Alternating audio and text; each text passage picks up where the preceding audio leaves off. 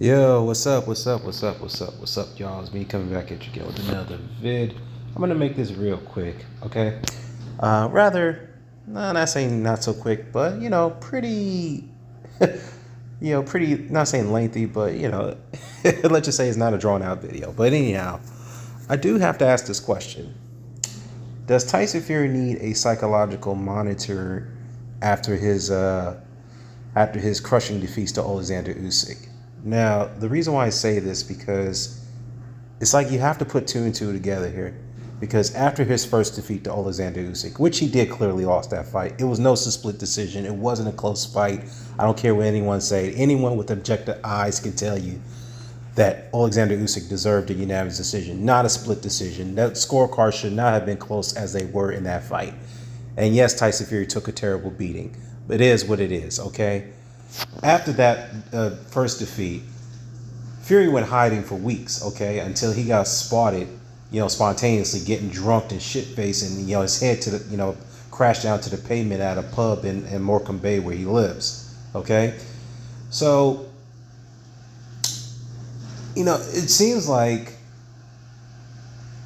when he's not in a good place mentally, he goes off the rails. He blows up the weight.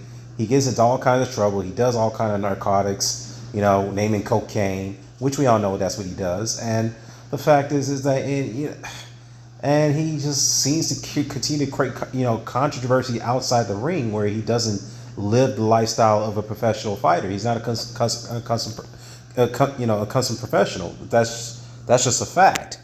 Now, going into the rematch, he literally did not look very enthused or leading up to it. And going back to the first presser, leading to the fight back in London, where he came in, with his hat, fully beard, overweight, which we know that's what Fury does. He likes to blow up in between weights and in between fights. And Usyk showing up as the hitman, cosplay, very thoughtful of Usyk, very creative guy. In a way, very unique. But I digress. But anyhow, there's one thing that I have to say though, because there was so much pro-Fury propaganda, from the media, like Talk Sport and some channels like IFL and Boxing King Media, all those people, and I hate to say it, Adi Adalipo, who I greatly respect, and Gareth A. Davis from Talksport, and Simon Jordan, who refuses to give Usyk credit for anything. But we all know those both with Tyson Fury sycophants, so there's no surprise there. But the fact is that they were all making this event, this fight, pretty much prop it up to believe this is a fight for Tyson Fury to lose. Just to pretend that he didn't get beat up in the first fight, that he did not take any neurological damage. The fact that he went hiding for weeks until he got caught on tape getting drunk and shit-faced, okay, which is an embarrassing moment for him, okay? And you have Fury himself going out there and talking to people like Chris Mannix, trying to pressure him and the rest of the zone to say, hey, whatever punch I throw, you better count it. I don't want to hear any ifs, buts about it. It's like he's trying to create a narrative that you cannot say anything constructive about him. Okay, even Chris Mannix was pressured to say, you know what, I actually scored that fight 5-1 before the 9th round or the 8th round. And people literally lit up Chris Mannix for saying something like that. It's like, well, how could you say that? And then I think he responded to one of the commenters in that video, in that interview. He said that, well, just to think about it, maybe I scored it 4-2.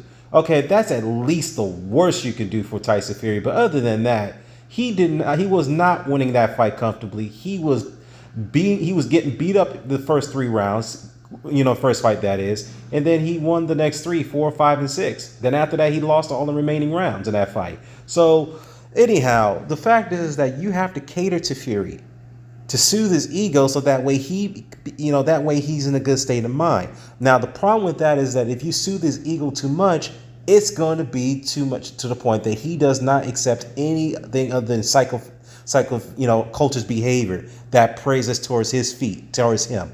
Okay?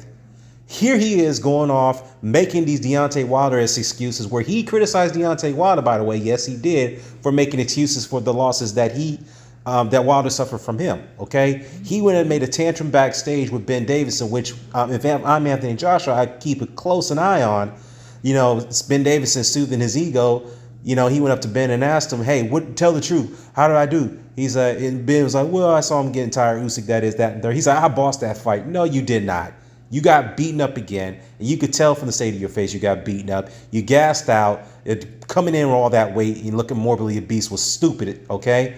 The one thing I would say though, technically you did better, but as far as your output and performance, no, it wasn't that good. It was worse than in this fight than the second fight. Fury was slow. He couldn't move. You know, he was sloppy with his punches. And, you know, Usyk was timing him, catching him, and confusing him with many different angles and arsenal that Fury wasn't prepared for. And all night he was looking for that right uppercut. Usyk knew that was coming, and he made an adjustment, and Fury couldn't really catch him with it and gassed him out because he was loading up on that shot in the first few rounds. So, anyhow, the fact is that does Tyson Fury need psychological monitoring after this fight? Because it seems like he's going to go off the deep rails, if you ask me. It's just my opinion, okay? I'm just being subjective. Because we all know that when he goes off the deep rails, things are not going to look on the up and up. So it could explain why that his ego and this so-called this whole Fury propaganda is all put into place just to make sure he's reined in. Again, I have to go back to what I previously stated, is that if you continue to give him this sycophantic treatment, then it's going to be a huge, huge problem that he's going to accept nothing other than cultist behavior. And you can't have that. Sometimes you have to constructively tell him the truth. Just like you have to do with Deontay Wilder. If they don't want to hear it, then too bad. That just goes to show how mentally weak they are. Yes, Tyson Fury is a mentally weak individual in that department. I'm not saying that as a fighter, but in that department, he doesn't like to hear the hard truth. He doesn't like to hear it. And it's just a shame. And I heard Hatman's video. He said yesterday on his live stream after the fight that Tyson Fury is a waste of talent. I might have to agree with that, because not to say he's not a good fighter. Tyson Fury is a very good fighter. There's no question about it. He's got great skills.